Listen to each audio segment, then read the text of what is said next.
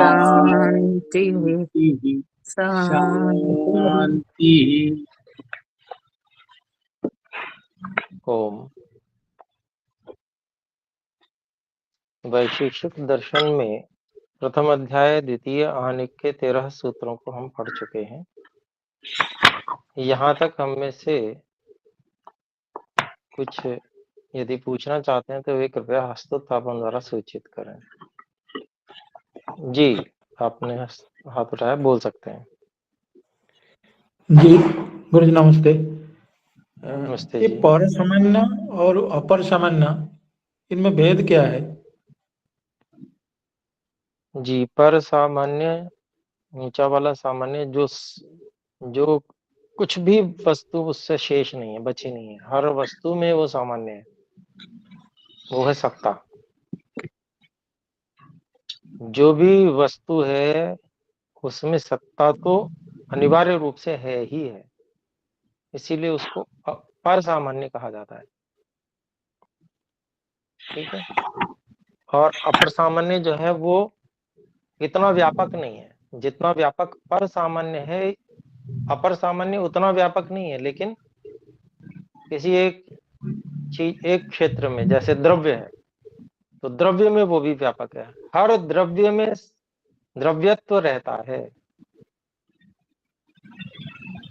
लेकिन फिर बचे कौन से? गुण बच गया, कर्म बच गया ना, उसमें जी जी व्यापक नहीं है वो। तो उसमें व्यापक नहीं धन्यवाद। है तो केवल द्रव्य में व्यापक है, इसलिए इसको उससे थोड़ा सा कम अपर कहा गया, उसको सामान्य। ठीक है जी, धन्यवाद। धन्यवाद जी। तो और कोई शंका नहीं है तो हम आगे बढ़ सकते हैं, यदि है तो बोल सकते हैं, अन्यथा माइक को म्यूट कर लीजिए।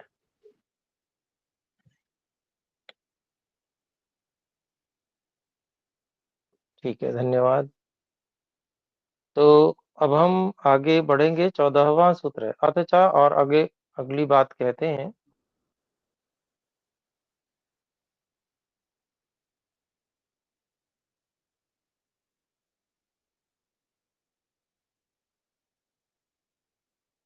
सामान्य विशेषा भावेन च, गुण के विषय में कहा था,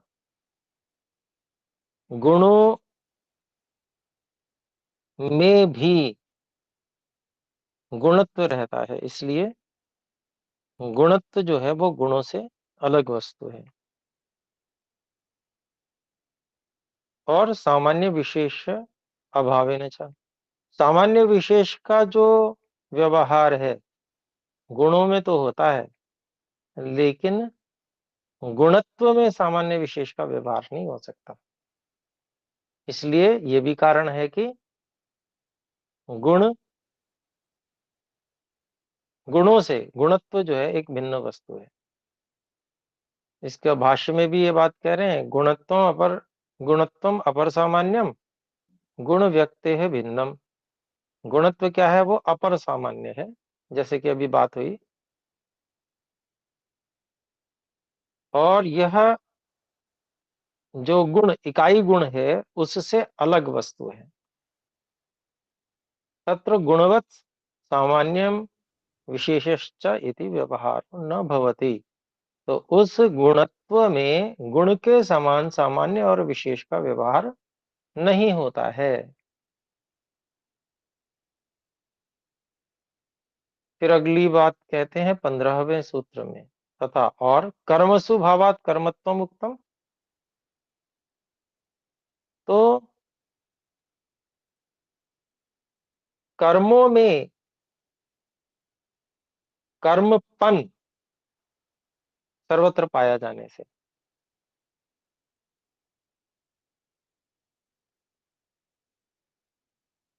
कर्मत्व जो है वो कर्मों से भिन्न वस्तु है।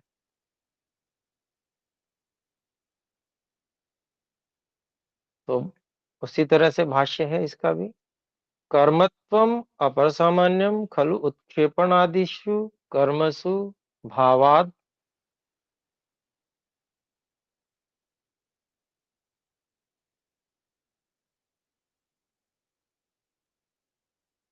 कर्मत्वम अपर सामान्यम खलु उत्क्षेपण आदिषु कर्मसु भावात। उत्क्षेपण आदि कर्म व्यक्ति तो भिन्नम वस्तुकम। तो जो कर्मपन है, कर्मत्व है, वह अपर सामान्य है, और वह अपर सामान्य जो कर्मत्व है वह उत्क्षेपण आदि कर्मों में सर्वत्र पाया जाने से भावात। उत्क्षेपण आदि कर्म जो इकाई कर्म है उनसे अलग वस्तु है, अलग सत्ता है उसकी, कर्मत्व की। तो ये 15वां सूत्र भी हो गया। अब 16वें सूत्र को देखते हैं, क्योंकि पहले जैसा ही है तो अपने लोग समझ सकते हैं उसी तरह से, क्योंकि वही बात हमने द्रव्य में भी कही, वही बात गुण में भी कही, तो कर्म में भी वैसा ही समझ जाएंगे। अथ च और भी सामान्य विशेषा भावेन च। तो कर्मत्व में कर्म के समान सामान्य और विशेष इनका व्यवहार नहीं होता है, तो इसलिए वो कर्म से अलग है। कर्म में तो सामान्य विशेष का व्यवहार हो जाता है, लेकिन कर्मत्व में नहीं होता, इसलिए वो अलग है।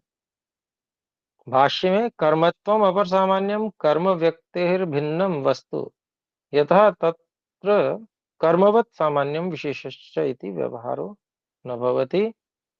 जो कर्मत्व है अपर सामान्य है,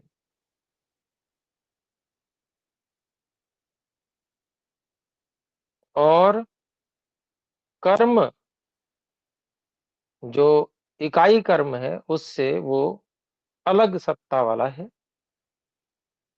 क्योंकि उसमें कर्म के समान सामान्य विशेष व्यवहार नहीं होता। किसमें?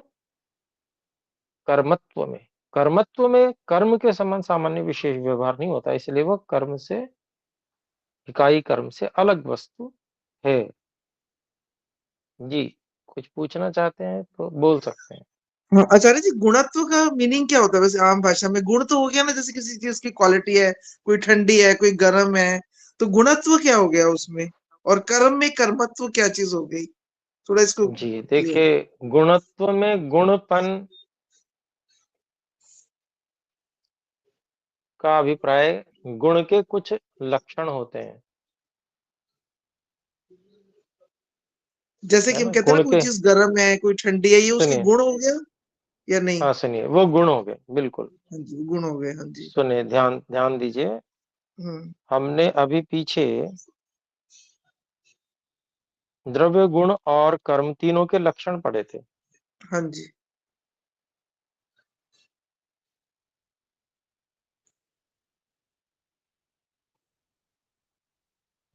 एक मिनट।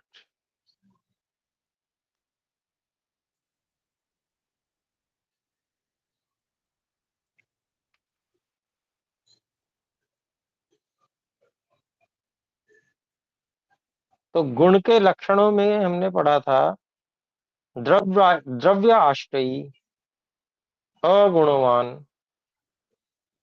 ठीक है, जो द्रव्य के आश्रय रहता है और उस गुण में कोई गुण नहीं रहता, हाँ जी। ये लक्षण है गुण का, है हाँ ना? जी। ये लक्षण और संयोग विभाग में जो कारण नहीं बनता, ये भी है संयोग विभागेषु कारणम, है ना? हाँ जी। हाँ जी, ठीक है। ये सब जो भी लक्षण बताए गए थे, हम्म। इन लक्षणों के आधार पर गुणों में कोई भी चीज है उसमें गुणपन ढूंढा जाएगा। अगर वह गुणपन उसमें होगा तो वो गुण कहलाएगा। गुणपन। गुणपन ढूंढा जाएगा।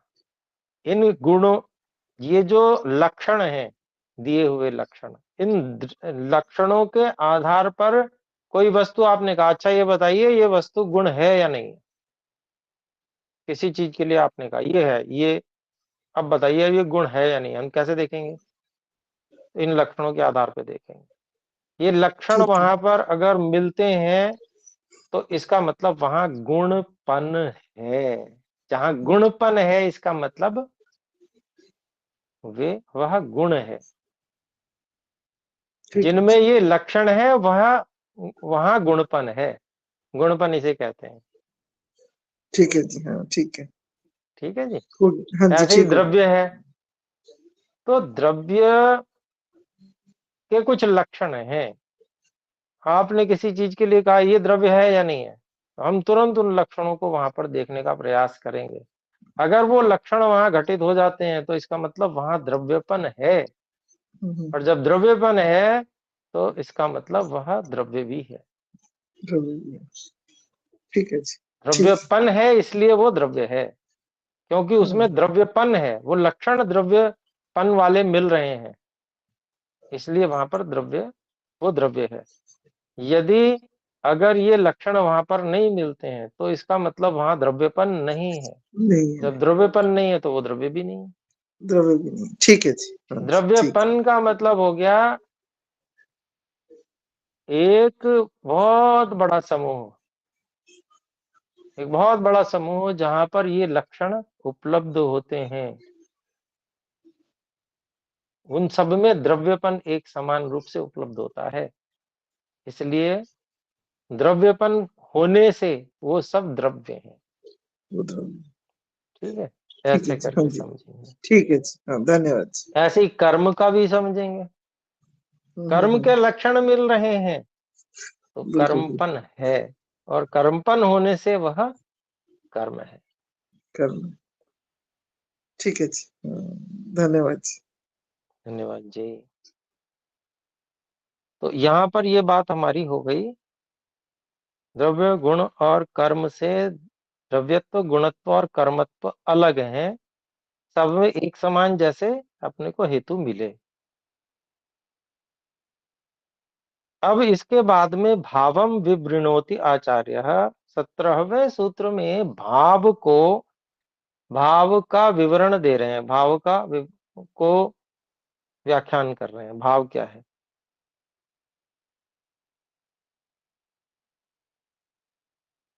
तो कहते हैं सदिति लिंगा विशेषाद विशेषा भावाच्च एको भावः।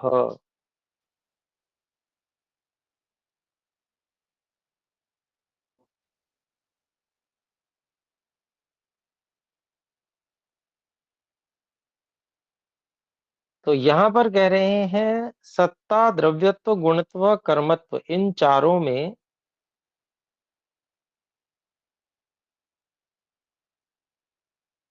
जो अपना अपना एक एक भाव है, अर्थात सभी में जो है यह जो है ना, है यह लक्षण समान होने से, वह विशेषता का अभाव होने से सत्ता एक ही है।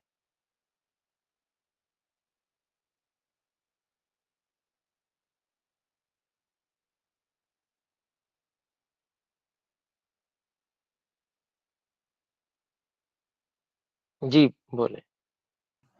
नमस्ते आचार्य जी। नमस्ते जी। आचार्य जी, ये जो 6 पदार्थ बताए, तो उसमें सत्ता तो थी नहीं, तो ये सत्ता कहाँ से आ गई? जी, सामान्य को ही सत्ता कहा जाता है।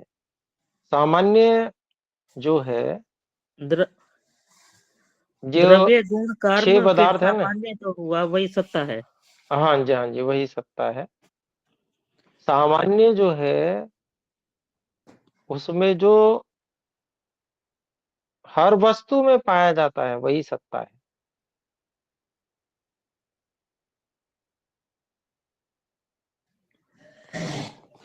ठीक है, तो एक सामान्य जो सबसे सबसे बड़ा सामान्य है वह सत्ता ही है।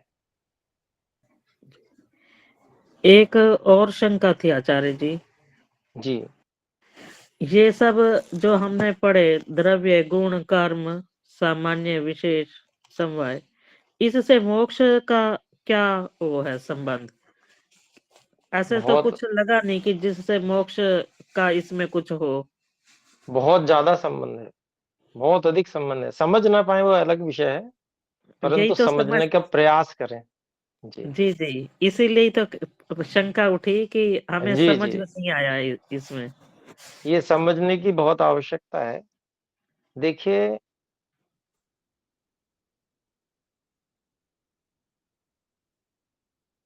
कुछ प्रश्न मैं आपसे करता हूँ, उससे आपको उत्तर मिलेगा, ठीक है? जी मोक्ष का संबंध आपको किससे समझ में आता है? किससे है? किससे मोक्ष मिलेगा?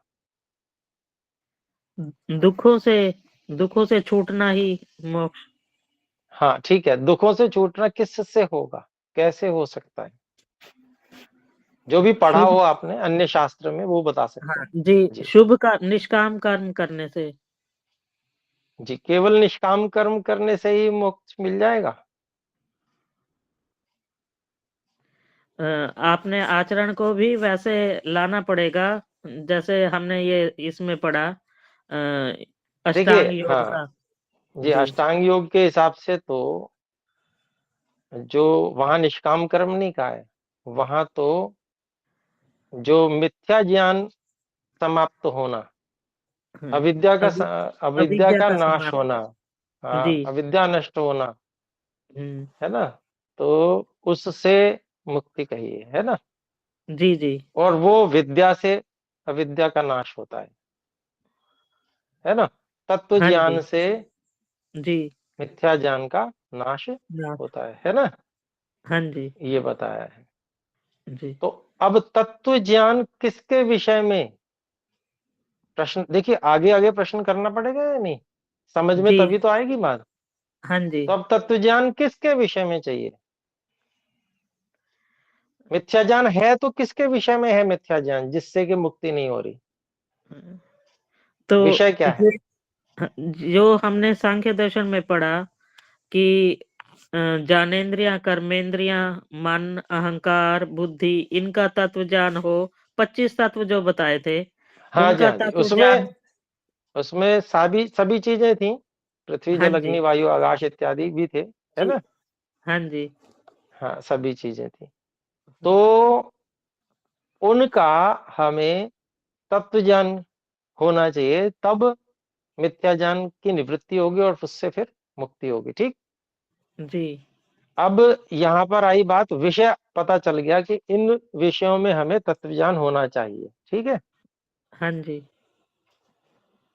तो अब तत्व ज्ञान का विषय तो समझ में आ गया, जी लेकिन उस तत्व ज्ञान को करेंगे कैसे? मतलब वो विषय में तत्व ज्ञान होगा कैसे? फिर वही बात आ गई कि अविद्या का नाश करके विद्या नहीं प्राप्त नहीं, करती। नहीं नहीं नहीं नहीं, अविद्या का नाश तो जब तत्व ज्ञान हो जाएगा उससे होगा। हम उधर की ओर नहीं जा रहे हैं, हम और पीछे आ रहे हैं कि तत्व ज्ञान प्राप्ति करनी है तो कैसे, कौन से साधन है जिनसे तत्व ज्ञान की प्राप्ति हो सकती है? प्रमाणों से हो सकती है ना? जी भाई, प्रमाण जितने भी हैं उनसे तत्व ज्ञान प्राप्त होता है, सत्य जनाते हैं प्रमाण। हाँ तो जी उनमें उनमें प्रत्यक्ष प्रमाण भी है, तो समाधि प्रत्यक्ष से उसका ज्ञान होता है, ठीक है? जी उसमें अनुमान प्रमाण भी है, ठीक है?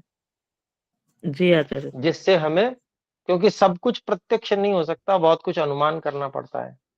जी सब कुछ अनुमान भी नहीं किया जा सकता, इसलिए बहुत कुछ शब्द प्रमाण से भी जानना पड़ता है। जो जी जी प्रमाण है इसलिए सदा सत्य ही जनाता है, ठीक है? हाँ जी अब यहाँ पर जो अनुमान प्रमाण से जाना जाता है जो कुछ भी, और प्रत्यक्ष से भी जाना जाता है, जी ठीक है?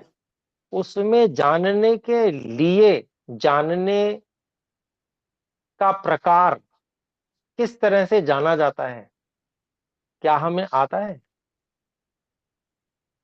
जी वो समझना कि भाई किसी चीज को हम कैसे समझेंगे, क्या हमें आता है? वो सामान्य व्यक्ति को नहीं आता, उसको सीखना पड़ता है। जी तो वही ये प्रकार है,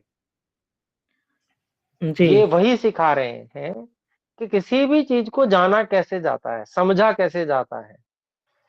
जैसे द्रव्य, गुण, कर्म है, ठीक? तो द्रव्य गुण कर्म को कितनी प्रकार से देखा जा सकता है, दृष्टिकोण कैसे कैसे देखा जाता है उसको, कैसे जी उसको अधिक से अधिक गहराई से समझा जाए। जब तक उसकी कितने प्रकार से उसको जाना जा सकता है वो नहीं पता होगा, तो उसको उसकी गहराई से आपको कैसे तत्व ज्ञान होगा, जी है ना जी। तो हाँ यही सब जी यहाँ पर, भाई किसी भी चीज में किसी चीज को आप जानना चाहते हैं तो उससे उसमें एक दूसरी चीज से क्या भिन्नता है, ऐसा समझ में आना चाहिए अथवा नहीं जी आना चाहिए। आना चाहिए ना। तो इसी को विशेष कहते हैं।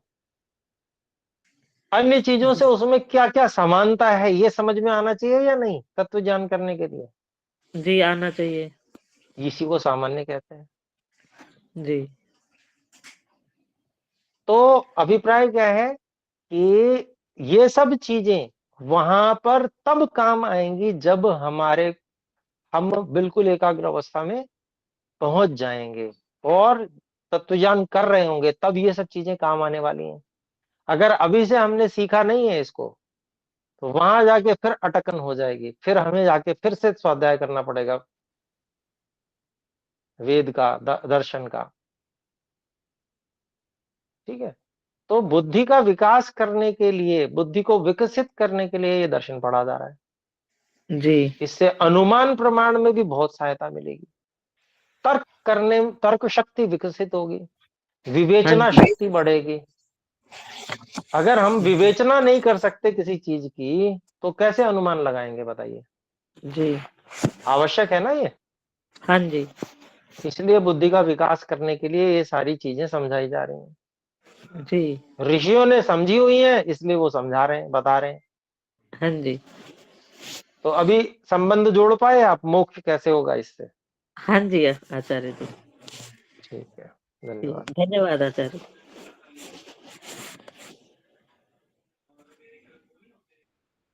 तो यहाँ पर हम 17वां सूत्र देख रहे थे।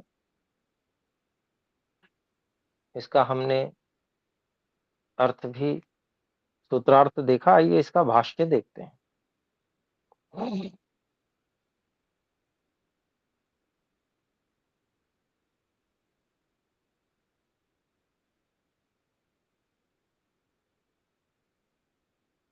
द्रव्ये गुणे कर्मणि सत् शंकर मिश्रादिभिर्भाष्यकारैरिदं सूत्रमन्यथा व्याख्यातम्। द्रव्य में, गुण में और कर्म में सत्ता, शंकर मिश्र आदि भाष्यकारों के द्वारा यह सूत्र गलत व्याख्यान किया गया है। उनमें तत्र सत्तापरकम व्याख्यानम, अर्थात सत्तापरक, उन तीनों में सत्तापरक व्याख्यानम कृतम, सत्तापरक व्याख्यान किया गया है। सत्तापरक का मतलब तीनों में एक ही सत्ता है, ऐसा व्याख्यान किया गया है, जो कि ठीक नहीं है। तन न सम्यक, वो ठीक नहीं। द्रव्य, गुण और कर्म तीनों में एक ही सत्ता है, जो ऐसा व्याख्यान सत्तापरक किया है भाष्यकारों ने, शंकर मिश्र आदि ने, वो जो व्याख्यान है वो ठीक नहीं है। यदि खलु सत्ता परम सूत्रम इदम स्यात्, यदि यह सूत्र सत्ता अर्थात तीनों द्रव्य गुण कर्म में एक ही सत्ता है, ऐसा व्याख्यान करने वाला यह सूत्रम इदम स्यात् होवे, तरहि तो सदिति यतो द्रव्य गुण कर्मसु सा सत्ता इति सप्तम सूत्रस्य अनंतरम एव अनेन सूत्रेण भवितव्यम। अगर ऐसा व्याख्यान करना था तो सत इति, सत्ता जो है, क्योंकि द्रव्य गुण कर्म तीनों में वह सत्ता है, इस प्रकार का सूत्र बनाकर 7वें सूत्र के बाद में ही यह सूत्र रख देना चाहिए था। यह सूत्र वहां होना चाहिए था, सूत्रेण भवितव्यम। यद्वा तदेव सप्तमं सूत्रम सदिति यतो द्रव्य गुण कर्मसु सा सत्ता स च एका इत्थम भवेत्। या फिर अलग सूत्र भी बनाने की जरूरत नहीं थी, सातवां ही सूत्र ऐसा कर देते ऋषि कणाद जी। सदिति यतः द्रव्य गुण कर्मसु सा सत्ता सा च एका, कि सत्ता क्योंकि द्रव्य गुण कर्म तीनों में ही है, वह सत्ता एक ही है, इस प्रकार का ही सूत्र बना देते।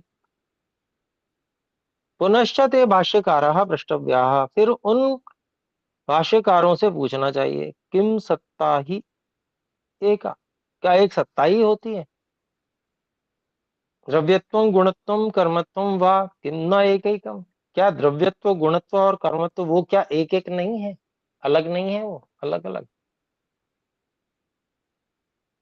अथ तदपि एक एकम, और यदि उसको भी एक एक अलग अलग मानते हो, तरहि केन सूत्रेण इति प्रश्न। अगर ऐसा है तो फिर किस सूत्र से मानोगे, किस सूत्र से कहोगे कि ये एक एक है, ये प्रश्न होता है। यदि तत् न एकम, किंतु वह यदि एक नहीं है, बल्कि द्रव्येषु द्रव्यत्वानि गुणेषु गुणत्वानि कर्मसु कर्मत्वानि खलु अनेकानि, यदि वो एक एक नहीं है बल्कि द्रव्यों में द्रव्य,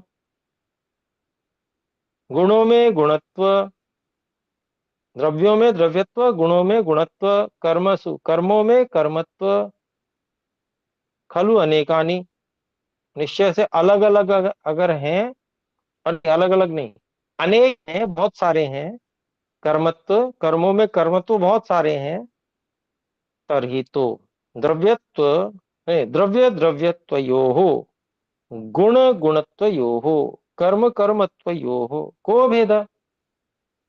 अगे अगर बहुत सारे कर्मों में कर्मत्व बहुत सारे हैं, द्रव्यों में बहुत सारे द्रव्यत्व हैं, ऐसे गुणों में बहुत सारे गुणों में गुणत्व बहुत सारे हैं, तो फिर द्रव्य और द्रव्यत्व में, गुण और गुणत्व में, कर्म और कर्मत्व में क्या अंतर है?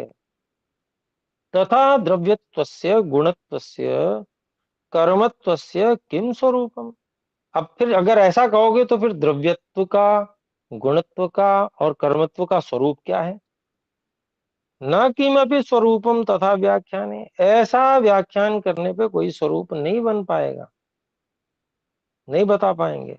तस्मात् न सो अर्थो युक्तः, इसलिए तस्मात् न सह अर्थः युक्तः, वह अर्थ ठीक नहीं है। पूछें। जी आचार्य जी, ये जो इसमें हिंदी वाला भाग आया, उसमें लिखा है द्रव्यों में अनेक अद्रव्यत्व, नहीं आना चाहिए ना इसमें? हाँ, नहीं आना चाहिए, यहाँ तो द्रव्येषु द्रव्यत्वानि लिखा है ना, नहीं वो नहीं आना चाहिए, जी वो धन्यवाद। त्रुटि से आ गया है। हाँ, तो इसलिए वह अर्थ ठीक नहीं है, तस्मात् न सह अर्थः युक्तः, वह उचित नहीं है अर्थ। किंतु सत्ता द्रव्यत्व गुणत्व कर्मत्वानां भावानां प्रत्येकं प्रति समानं विधानम् अस्ति, बल्कि सत्ता द्रव्यत्व गुणत्व कर्मत्व इन सब के भावों का, कर्मत्वानां भावानां इन सब के भावों का अर्थात सत्ताओं का प्रत्येकम प्रति समानम विधानम अस्ति, प्रत्येक के प्रति समान विधान है। क्या है? यत् कि भावः एकः, यह खलु भाव प्रत्ययेन तस्य भावस्त्वतलौ, जो भाव ज्ञान प्रत्येक भाव प्रत्यय के द्वारा, जो किसी वस्तु का जो भाव बताया जाता है वो त्व और तल प्रत्ययों के द्वारा बताया जाता है। तो आगे कहते हैं त्व तल ता इति अनेन द्रव्येषु द्रव्यत्वं तदेकम।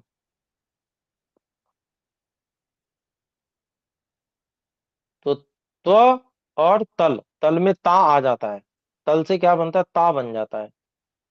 तो इससे द्रव्यों में जो द्रव्यत्व है तदेकम वह एक है।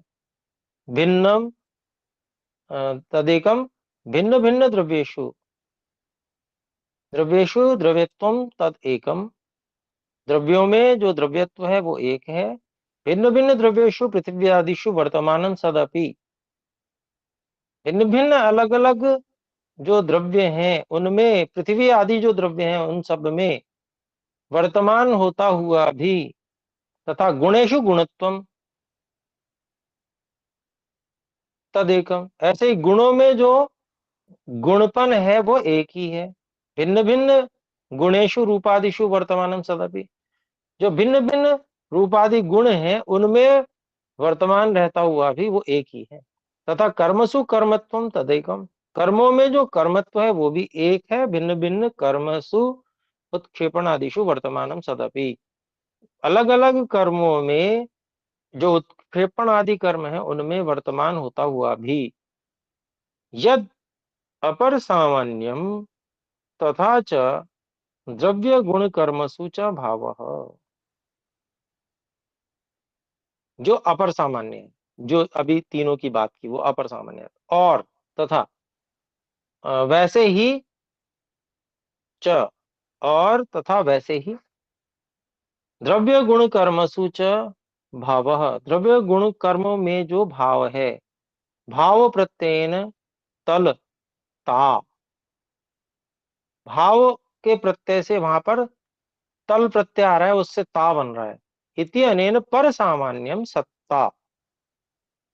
सत्ता ये तल ता प्रत्यय आ रहा है, ये अष्टाध्यायी व्याकरण के अनुसार बता रहे हैं। सत्ता द्रव्य गुण कर्माख्येषु भिन्न भिन्न अर्थेषु खलु एकम वस्तु। तो वैसे ही जो पर सामान्य ऊंचा वाला सामान्य जो सत्ता है वो द्रव्य गुण कर्म नामक भिन्न भिन्न अर्थों में एक ही वस्तु है। द्रव्य गुण कर्म भी तो अलग अलग वस्तुएं हैं, उनमें जो एक वस्तु है वह सत्ता है।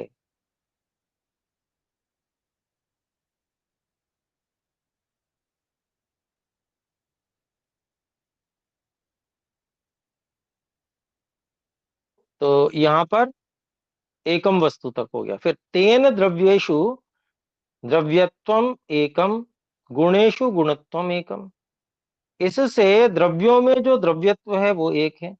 गुणेषु गुणों में जो गुणत्व है वो भी एक है। कर्मसु कर्मों में कर्मत्वम वो भी एक है। कर्मसु कर्मत्वम एकम। सर्वेषु द्रव्य गुण कर्मसु सत्ता च एकम वस्तु। और सभी द्रव्य गुण कर्मों में जो सत्ता है वो एक है। येषाम यह भावः तेषु स एक एव। जिनका जो भाव है उनमें वह एक एक ही है। सत इति लिंगा विशेषात को खोलते हैं। तथा तथा भावेन सत। वैसा वैसा भाव होने से जो सत अर्थात अस्तित्वम इति अर्थात अस्तित्व होना, ऐसा लिंगस्य अभेदात लिंग का भेद न होने से विशेषाभावाच्च तद विशेषणाभावाच्च न ही भावे जातौ तद विशेषणम भवति। विशेषण का अभाव होने से अर्थात उसी को खोलते हैं जो भाव है, भाव अर्थात जाति है, उसमें उसका विशेषण नहीं होता। तस्य एकत्वात् उसके एक होने से व्यक्तयो गावो अश्वावा विशेष्यन्ते।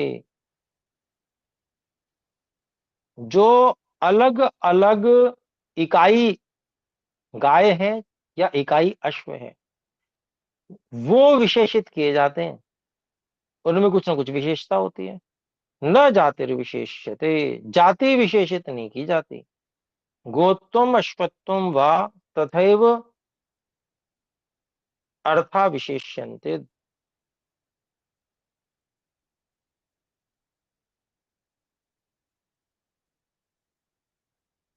तो यहाँ पे कहते हैं कि भाई जाति जो इकाई गोत्व गो और अश्व इकाइयां हैं उनमें तो विशेषता देखी जा सकती है कि भाई काली गाय, नीली गाय या सफेद घोड़ा, काला घोड़ा, है ना जी।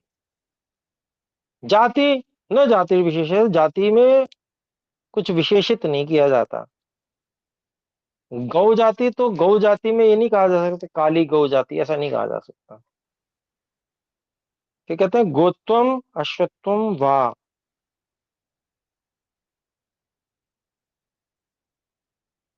अर्थात जाति विशेषित नहीं की जा सकती, अर्थात गोत्व और अश्वत्व ये जो है ये विशेषित नहीं किए जा सकते। तथैव अर्था विशेष्यन्ते, वैसे ही जो वस्तुएं हैं, अर्थ हैं, उनकी विशेषता बताई जाती है। द्रव्यम गुण कर्मेति नामानि, द्रव्य गुण कर्म ऐसे ऐसे इनके नाम हैं। न सत्ता परम सामान्यम विशेष्यते, जो सत्ता पर सामान्य है वो विशेषित नहीं की जाती, उसकी कोई विशेषता नहीं होती, वो तो सत्ता है तो है बस। तस्मात् द्रव्य गुण कर्मसु सत्ता खलु एका, इसलिए द्रव्य गुण कर्मों में सत्ता एक है। द्रव्येषु द्रव्यत्वम एकम, द्रव्यों में द्रव्यत्व एक है। गुणेषु गुणत्वम एकम, गुणों में गुणत्व एक है। कर्मसु कर्मत्वम एकम, और कर्मों में कर्म एक है। तो ये हमारा प्रथम अध्याय का प्रथम आने पूरा हो गया।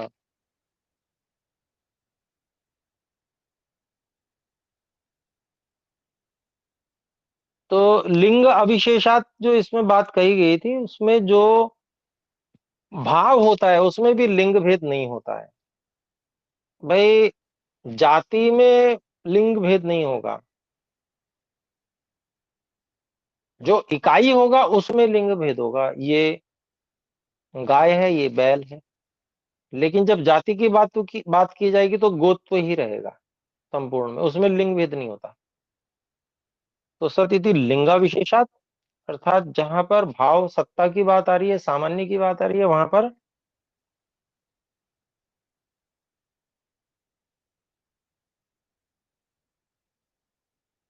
लिंग सामान्य ही होता है, अविशेष होता है, विशेष नहीं होता।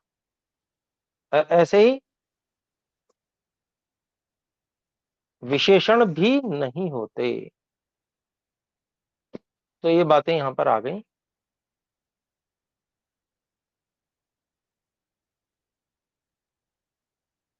समय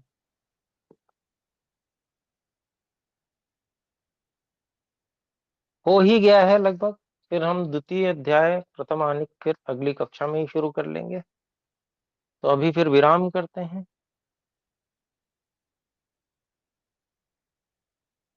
और कोई बात? ठीक है, तो आइए मिलकर एक बार ओम का उच्चारण करें। ओम।